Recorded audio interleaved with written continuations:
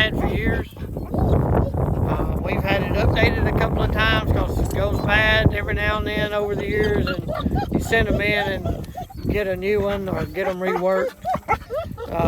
These are great collars. I really don't have any complaints about the Tritronics collars. The shell I use is Fiocchi. I've used them for years. In my opinion, it's one of the best shells on the market. Highly stand by them. I typically shoot an 8-shot in tournaments, so an 8-shot is what I like to shoot in practice.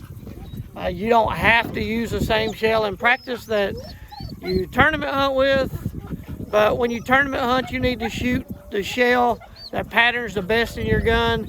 And for me, this shell patterns well in my gun, and so I've just always used it. So that's my shell of choice, Fiocchi number 8s. I like number 9s too, but when the wind's blowing like it is today, I'd rather shoot 8s. My gun that I always use, I'm a Browning guy.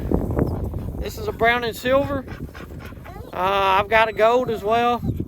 I typically shoot the silver nowadays more than anything else. That's my gun of choice, is the Browning silver.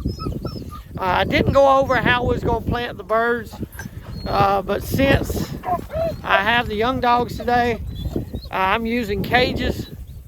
And for you guys that don't know what a cage is, I'm going to show one to you.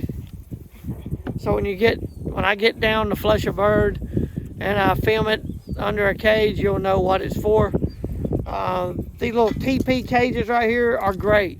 They're heavy. They got angle iron at the top and all the way around the sides and the bottom, and it's not real easy for a dog to flip one over.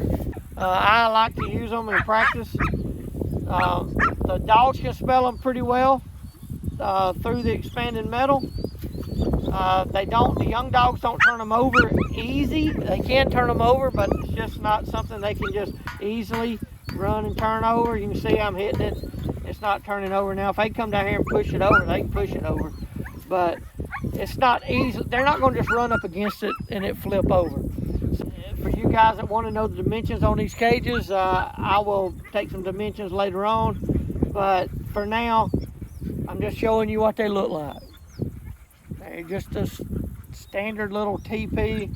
They're plenty big for a couple of quail to go in. I never put more than one in them at a time in practice.